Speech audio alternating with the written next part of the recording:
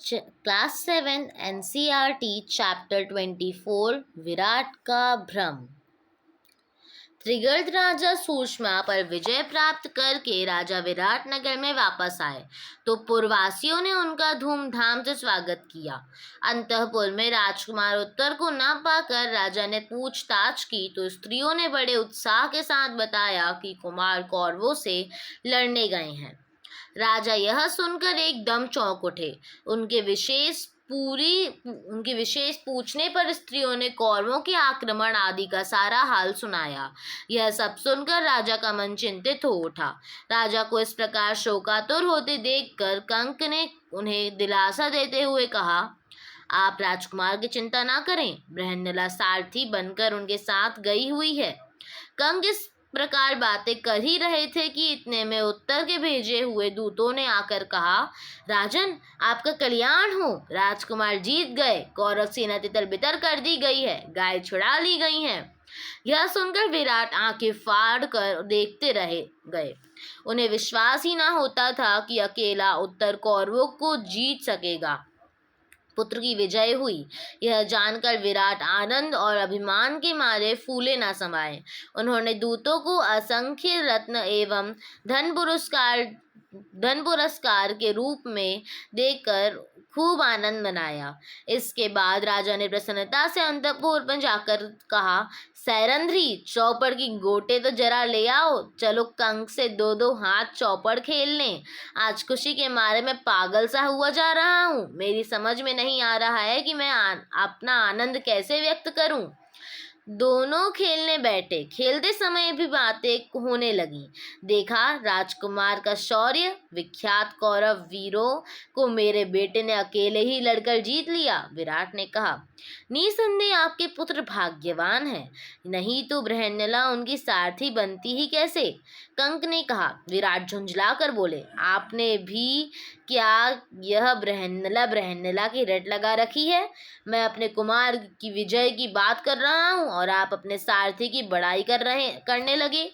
युधिष्ठिर ने अब बृहन्नला का नाम लेकर जैसे ही कुछ कहना चाहा, राजा से ना रहा गया। अपने हाथ का पासा युधिष्ठिर मतलब कंक के मुंह पर मारा। पासे की मार से युधिष्ठिर के मुख पर चोट लग गई और खून बहने लगा। इतने में द्वारपाल ने आकर खबर दी कि राजकुमार उत्तर बृहन्नला के साथ द्वार पर खड़े हैं, राजा से भेंट करना चाहते हैं। सुनते ही विराट जल्दी से उठकर बोले, आने दो आने दो। कंक ने इशारे से द्वारपाल को कहा कि सिर्फ राजकुमार को लाओ, बृहन्नला को नहीं। युधिष्ठिर को भय था कि कहीं राजा के यहाँ तो उनको जो चोट लगी है उसे देखकर अर्जुन गुस्से में कोई गड़बड़ी ना कर दें। यही सोच उन्होंने द्वारपाल को ऐसा आदेश दिया।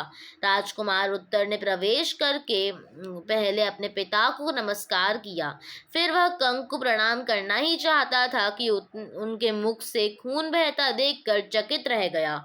उसे अर्जुन से मालूम हो चुका था कि कंक तो असल में युधिष्ठिर ही है। उसने पूछा, पिताजी, इनको किसने यह पीड़ा पहुंचाई है। विराट ने कहा, बेटा, क्रोध में मैंने चौपड़ के पास से फेंक मारे। क्यों, तुम उदास क्यों हो गए। पिता की बात सुनकर उत्तर कांप गया। विराट कुछ समझ ही ना सके कि बात क्या है। उत्तर ने आग्रह किया तो उन्होंने कंक के पांव पकड़कर क्षमा याचना की। इसके बाद उत्तर को गले लगा लिया और बोले, बेटा, बड़े वीर हो तुम। उत्तर ने कहा, पिताजी, मैंने कोई सेना नहीं हराई, मैंने तो लड़ा ही नहीं। बड़ी उत्कंठा के साथ राजा ने पूछा, कौन था वह वीर, कहाँ है वह, बुला लाओ उसे।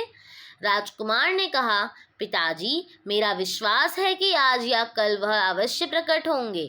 थोड़ी देर तक तो पांडवों ने सोचा कि अब ज्यादा विवाद करना और अपने को छिपाए रखना ठीक नहीं है। यह सोचकर अर्जुन ने पहले राजा विराट को और बाद में सारी सभा को अपना असली परिचय दे दिया। लोगों के आश्चर्य और आनंद का ठिकाना ना रहा। सभा में कोलाहल मच गया। राजा विराट का हृदय कृतज्ञता, आनंद और आश्चर्य से तरंगित हो उठा। विराट ने कुछ सोचने के बाद अर्जुन से आग्रह किया कि आप राजकन्या उत्तरा से ब्याह कर लें। अर्जुन ने कहा, राजन, आपकी कन्या को मैं नाच और गाना सिखाता रहा हूँ। मेरे लिए वह बेटी के समान है। इस कारण यह उचित नहीं है कि मैं उसके साथ ब्याह करूँ। हाँ, यदि आपकी इच्छा हो तो मेरे पुत्र अभिमन्यु के साथ उसका ब्याह हो जाए।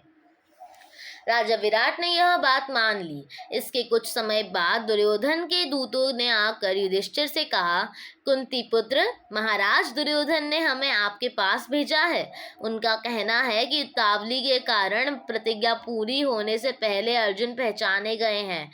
इसलिए शर्त के अनुसार आपको 12 बरस के लिए और वनवास करना होगा। इस पर युधिष्ठिर हंस पड़े और बोले, दूतगण, शीघ्र ही वापस जाकर दुर्योधन को कहो कि वह पितामह भीष्म और जानकारों से पूछकर इस बात का निश्चय करें कि अर्जुन जब प्रकट हुआ था तब प्रतिज्ञा की अवधि पूरी हो चुकी थी या नहीं। मेरा यह दावा है कि 13वां बरस पूरा होने के बाद ही अर्जुन ने धनुष की टंकार ली थी। अब हम अगले एपिसोड में पढ़ेंगे चैप्टर 25 मंत्रणा। Thank you.